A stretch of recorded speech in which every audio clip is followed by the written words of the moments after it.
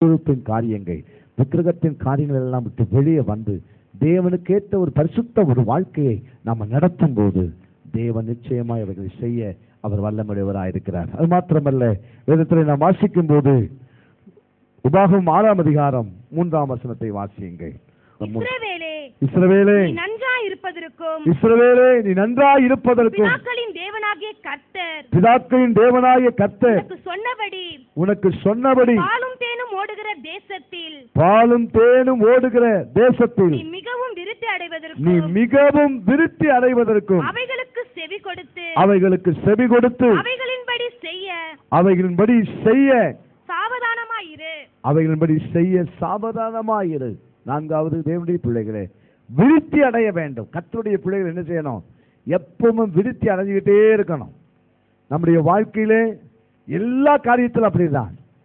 சில நேரத்தில் நான் விசுவாசத்தோடு செய்கிற காரியத்தை பலருக்கு அது தவறாக இருக்கலாம், ஆனால் அதை பற்றி நான் கவலைப்படுகிறது இல்லை. சில நினைக்கலாம், பாஸ்டருக்கு ஏதாவது பணம் வரும் போல இருக்குது, ஆனால் தான் அவர் அது இதெல்லாம் செய்கிறார். கர்த்தருக்கு முன்னு தான் தெரியும், பணம் உங்கள்கிட்ட தான் வரும்னு எனக்கு விசுவாசம் இருக்குது. வேற எங்கேயும் வராது, அமெரிக்காவிலேருந்து வராது, வெளியேந்தெல்லாம் வராது.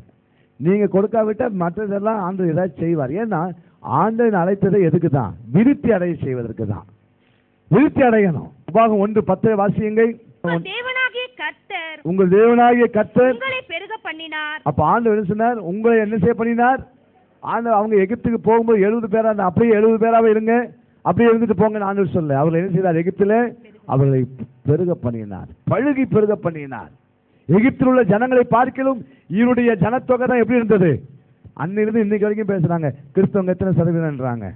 2%, 3% சொல்லிட்டு இருப்பாங்க. இதே தான் சொல்லுங்க. உண்மையில கிடையாதுங்க. நல்ல ஒழுங்கா இந்த ஜனத்தொகை கணக்கு எடுத்தாங்களே, வீட்டுக்குள்ள வந்து கேட்கறதுபடியா சொல்றாங்க, மாற்றி சொல்றாங்க, இல்லாத போலதெல்லாம் சொல்றாங்க. இது போல இன்றைக்கு கிறிஸ்தவுடைய கணக்கை எடுத்தாங்கன்னா, உண்மையில சொல்றேன், முன்பு இருந்த சொன்னதை விட 75% மக்கள் கிறிஸ்தவர்களா இருக்கிறாங்க. ஆனால் வெளியே சொல்றது இல்லை. நிறைய பேர் அதை மாற்றலையே. கெசட்ல அப்படியே தானே இருக்கிறாங்க. அரசாங்க கெசட்ல எல்லாம் நிறைய பேர் எப்படி தான் இருக்கிறாங்க. சபையில் வந்து ஆவி நிரம்பி ஜெபம் பண்றாங்க, ஆனால் அவங்க கெசட்ல எல்லாம் அவங்க பேரெல்லாம் அவர்கள் ஆதியிலிருந்து அதே மார்க்கத்துக்குள்ளே அதே மதத்துக்குள்ளே இருக்கிறார்கள். அந்த கணக்கில் தான் சொல்றாங்க. சில நேரத்தில் என்கிட்ட வந்து சர்டிஃபிகேட் வாங்கும்போது கூட என்ன கேட்குறாங்க? பாஸ்டர், என் ரேஷன் கார்டில் இருக்க அந்த பேர் பிரகாரமே போட. நான் சொல்லுவேன், உன் ரேஷன் கார்டு பேர் வேணுமா, ரிஜிஸ்டர் பேர் வேணுமா? ரிஜிஸ்டர் பேர் போட்டால் பாஸ்டர் தள்ளிவிடுவாங்க. நாங்கள் இப்போ நான் என்ன பண்ணுறது? அப்போ ஞானஸ்நானம் எடுக்கும்போது எழுதின பேரை எழுதிக்கிங்கன்னு சொல்கிறீங்க, ஆனால் உங்களுக்கு ஏதாவது ஒரு சர்டிஃபிகேட் வேணும், அந்த பேர் வேணாம் பாஸ்டர், இந்த பேர். அப்போ நான் சொல்லுவேன், நான் எழுதி கொடுத்தாலும் இந்த பேரை வச்சு இந்த லெட்டர் பேடுக்கும் இந்த சர்டிஃபிகேட்டுக்கும் செல்லுபடி ஆகாது. என்னம்மா நீ கிறிஸ்தவன் சொல்ல உன் பேர் இப்படி இருக்கிறேன்னு சொல்லி தள்ளிடுவாங்க. சிலருக்கு அது புரியாது. நான் என்ன சொல்றேன்? ஆண்டவர் தம்முடைய ஜனத்தை எகிப்திலிருந்து வெளியே, ஏன்னா எகிப்தில் பார்வோன் பிறந்த ஆண் பிள்ளைகள்லாம் என்ன செய்யணும்? கொல்லணும்னு சொன்னாங்க. ஏன்னா அவங்க பழிக்கு பெருகக்கூடாது. சாத்தானுடைய வேலை அதுதான். சேத்துப்பட்டில் மக்கள் ரட்சிக்கப்படக்கூடாது, சென்னை பட்டணத்தில் ஜனங்கள் ரட்சிக்கப்படக்கூடாது. இதுதான் சாத்தானுடைய வேலை. அவன் என்னதான் தந்திரம் பண்ணாலும் ஆண்டவர் ஜனங்களை ரட்சித்து கொண்டே இருப்பார். ஜனங்கள் மனம் திரும்பி கொண்டே இருப்பார்கள். ஜனங்கள் தேவனுடைய ராஜ்யத்துக்குள் வந்து கொண்டே இருப்பார்கள். ஏனென்றால் ரட்சிக்கப்பட்ட தேவனுடைய ஜனத்தை கொண்டு கர்த்தரை செய்கிற. வாசிப்போம். உபாகமம் 1:10. உங்கள் தேவனாகிய கர்த்தர் உங்களை பெருக பண்ணினார். இதோ இந்நாளில் நீங்கள் வானத்து நட்சத்திரங்களைப் போல திரளாய் இருக்கிறீர்கள். நட்சத்திரங்களைப் போல திரளாய் இருக்கிற ஆண்டவர் சொன்னார். ஆண்டவர் விருத்தி அடைய செய்கிறவர். நம்ம எகிப்திலிருந்து வெளியே கொண்டு வந்தது நம்முடைய வாழ்க்கையின் எல்லா திட்டங்களும், நம்ம போடுகிற எல்லா பிளான் எல்லாம் எதுக்குன்னா விருத்தி அடைய தான். வாங்க ஜெபம் பண்ணுவோம், வாங்க தேவனுடைய வார்த்தை கேட்போம். எதற்கு? அடுத்த ஆண்டில் இப்பொழுது இருக்கிறதை பார்க்கலாம் இன்னும் விருத்தி அடைவதற்கு தேவனுடைய ஆலோசனை என்ன, தேவனுடைய நடத்துதல் என்ன? இப்படியே இருப்பதற்கு அல்ல.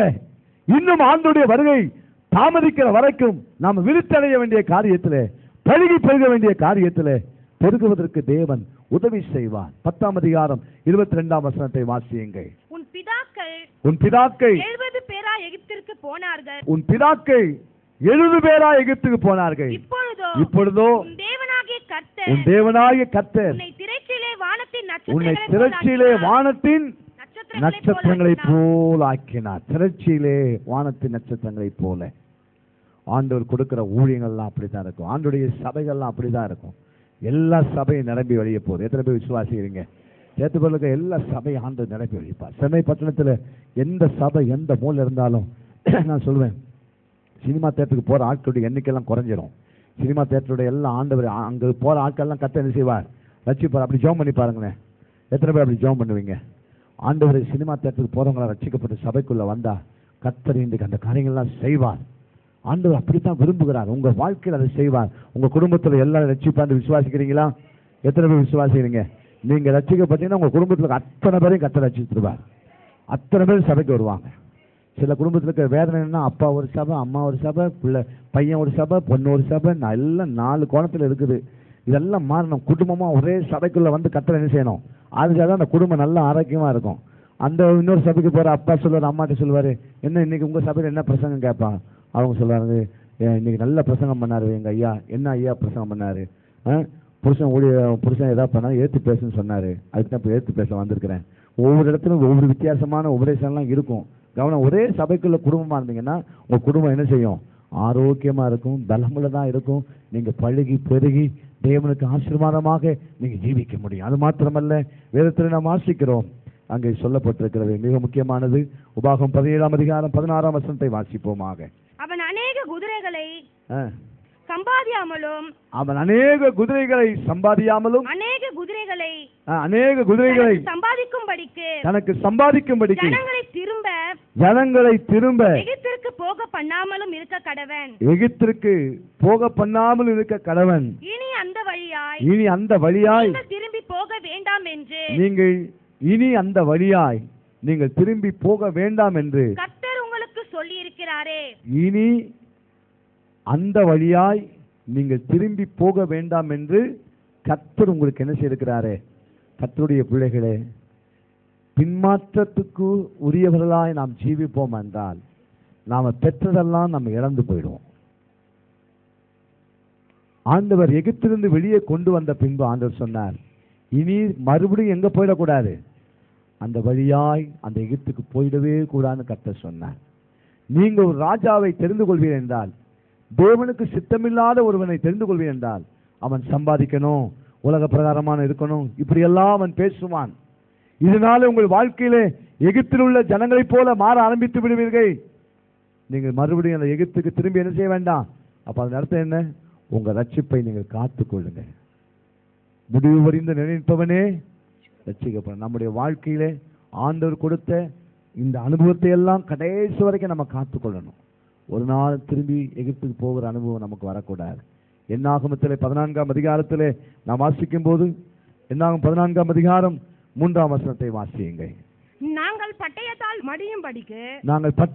மடியும்படிக்கு எங்கள் பெண் ஜாதிகளும் பிள்ளைகளும் கொள்ளையாகும்படிக்கும் கர்த்தர் எங்களை இந்த தேசத்துக்கு கொண்டு வந்தது என்ன? எகிப்துக்கு திரும்பி போகிறதே உத்தமம் அல்லவோ என்றார்கள். அவங்க சொல்றாங்க, நாங்க எகிப்துக்கு போறதே உத்தமம் தாங்க. வாழ்க்கையில பாருங்க, தேவன் நம்மளுக்கு எவ்வளவு நன்மைகள் செய்திருந்தாலும் அவருடைய வாழ்க்கையை நாங்க மறுபடியும் எங்க போறோம்னாங்க. இன்னைக்கு அநேக கிறிஸ்தவர்கள் பின்மாற்ற கிறிஸ்தவர்களா இருக்கிறாங்க. ஆண்டவரை விட்டு அதிகமாய் பின்வாங்கி போயிருக்கிறாங்க. அதனால அவங்க வாழ்க்கையில அவர்கள் நிமித்தமாய் சஞ்சலங்களும் வேதனைகளும், குடும்பத்திலே பலவிதமான நெருக்கடிகள் உண்டாயிருக்கிறது.